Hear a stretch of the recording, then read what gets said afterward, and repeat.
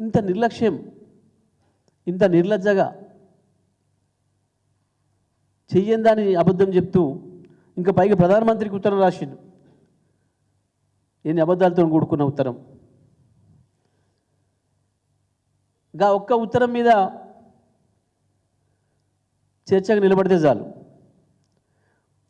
కానీ బీజేపీ వాళ్ళు, తెలంగాణ బీజేపీ మోడీని తిట్టినా సపోర్ట్ చేసే పరిస్థితిలో లేదు. గంతగా అతుక్కుపోయింది రేవంత్ రెడ్డితో. ఒక్కరంటే ఒకరొక మాట లేదు. రేవంత్ రెడ్డి నీ ఉత్తరంలో ఉన్నది తప్పు అని చెప్పిన మొగోడే లేడు బీజేపీలో ఇప్పుడు. వాస్తవానికి ఈయన రుణమాఫీ చేస్తానని చెప్పింది మొదటి రోజు 49,500 కోట్లు 49 లక్షల మంది రైతులకు అప్పులున్నాయి, అవి మాఫీ చేస్తాము అని.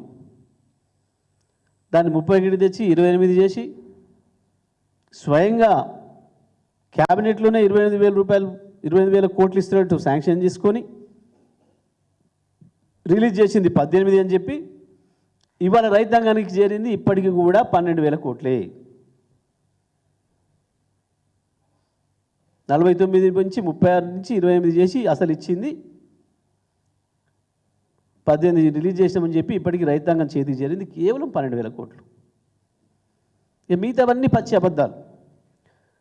12,000 కోట్లు ఇప్పటి వరకు రైతు ఖాతాల్లో చేరింది అని చెప్పి స్వయంగా ఆర్థిక శాఖ మంత్రి ప్రకటించి, వ్యవసాయ శాఖ మంత్రి ప్రకటించిన తర్వాత ఈ రోజు వరకు మీరు ఇచ్చింది కేవలం 480 మంది 490 మంది రైతులకు ఇచ్చారు.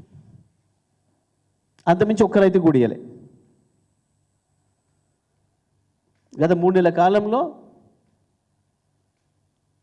మీరు దేవుళ్ళ మీద ఒట్టు పెట్టి వాయిదాలు వేసుకుంటూ వచ్చి ఇచ్చింది ఇంతమంది రైతులకి.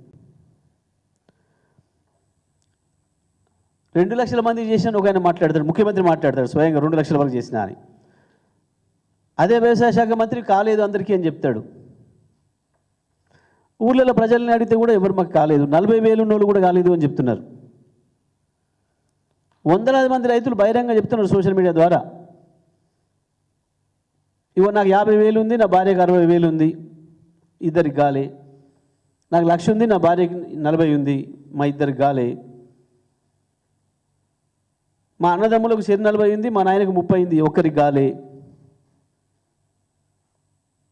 కుటుంబాలు మొత్తుకుంటున్నారు. కానీ ముఖ్యమంత్రి దబాయింపుతో నడుపుతా, బెదిరించి నడుపుతా, ఎక్కువ మాట్లాడితే కేసులు పెట్టి జైలు నూకి నడుపుతా అని ఒక తెలివి తక్కువ ఆలోచనతో పోతున్నాడు. ఇక అరెస్టులతోని భయపెట్టలేరు, ఆపలేరు. చరిత్ర తెలియక అమాయకంగా ప్రవర్తిస్తున్నట్టు నువ్వు ముఖ్యమంత్రి గారు. అరెస్టులతోని ఈ ప్రపంచంలో ఎక్కడ ఇవ్వని ఏ ఉద్యమాన్ని ఆపలేకపోయినారు, ప్రజలు నిర్వహించలేకపోయినారు. వాడు కూడా ఎవడో చిన్న నేరస్తుడు భయపడతాడు, ఎవడో తప్పు చేసినోడు భయపడతాడు. కానీ ప్రజలకి ఎందుకు భయం? నువ్వు భయపడాలి, బాకీ ఉంది నువ్వు కాబట్టి, రాసిచ్చినోడి నువ్వు కాబట్టి నువ్వు, నీ పార్టీ భయపడాలి, నీ రాహుల్ గాంధీ భయపడాలి. రైతాంగం ప్రజలు భయపడరు. ఈ మధ్యన సోషల్ మీడియా మీద ఏడుస్తున్నారు. సోషల్ మీడియా ఒకటి మనని మార్చదు, నువ్వు చేసిన తప్పుల్ని ఎత్తి చూపిస్తుంది అంతే సోషల్ మీడియా. నువ్వు తప్పు చేయకపోతే ఏ మీడియాకు భయపడే పని లేదు.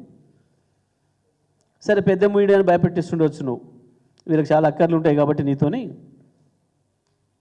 కానీ ఏ మీడియా లేకున్నా ప్రజల నోరే మీడియా, ప్రజల నోళ్ళను మోయలేవు. ప్రతి మనిషి దగ్గరికి పోయి నోటికి చేయడం పెట్టలేవు, ఈ పోలీసుని ప్రతి మనిషి దగ్గరికి పంపించి భయపెట్టలేవు. వస్తున్నాయి ఇవాళ, ఇప్పుడు రైతాంగం అన్ని సమస్యలు వస్తున్నాయి. నిన్న ఇవాళ చూస్తే కూడా రాష్ట్రం అంతటా అనేక జిల్లాలలో ధర్నాలు, రాస్తారోకోలు జరుగుతున్నాయి. రైతాంగం నాయకత్వంలో ఏ పార్టీతో పని లేదు,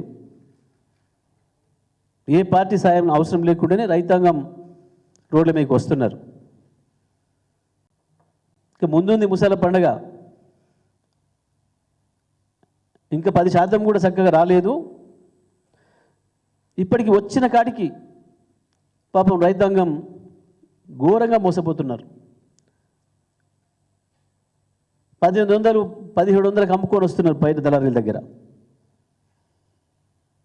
నీ ప్రభుత్వానికి ఇస్తే కూడా డబ్బులు పడతాయో పడాయో అనే భయంలో ఉన్నారు రైతులు. గంత నమ్మకం ఏర్పడింది నీ ప్రభుత్వం మీద. సాపుగా ప్రజలు అనుకునే పరిస్థితి పోయింది నీ బతుకు. ఆయనకేట చేస్తుంది, ఆయనకు అనుభవం లేదు, ఆయన చేస్తలేదు, ఇట్లా చెప్తున్నారు రైతులు. గట్ల తేలిపోయినావు నువ్వు, ఏడాది కాకముందే తేలిపోయినావు. ఇది కాదు పరిపాలన.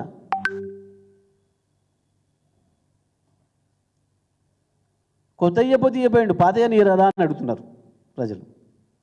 కేసీఆర్ ఇచ్చిన అన్ని ఇస్తే ఏం పోయింది అని అడుగుతున్నారు. కానీ సోయి లేదు, కేవలం డబ్బుల లెక్కలు. ఏ మంత్రి రోజు ఎంత సంపాదించుకోండు, నేనెంత సంపాదించాలని పోటీపడి లెక్కలేసుకోవడం, ఒకరి మీద కూడా ఆరాదీయటం, ఢిల్లీకి ఆయన ఎంత పంపిండు నేనెంత పంపాలని చెప్పి పోటీ పడటం, గివి తప్ప ప్రజల సమస్యల కొరకు పరిష్కారం చేద్దామనే పోటీ లేదు మీ మధ్యలో. మేము ప్రజల తరఫున డిమాండ్ చేస్తున్నాం, పర్టికులర్గా రైతాంగం తరఫున డిమాండ్ చేస్తున్నాం. వెంటనే పత్తి కొనుగోళ్ళు, వరిధాన్యం కొనుగోళ్లలో వేగం పెంచాలి. దళారుల దోపిడీకి గురవుతున్న రైతాంగాన్ని ఆదుకోవాలి. ఎంఎస్పి ధరలకు పత్తి వరిధాన్యం కొనుగోలు చేయాలి. మీరు ప్రకటించిన విధంగా 500 బోనస్ తప్పకుండా పత్తికి, వరిలో అన్ని రకాల ధాన్యాలకు కూడా ఇవ్వాలని చెప్పి మేము బీఆర్ఎస్ పార్టీగా డిమాండ్ చేస్తూ ఉన్నాం.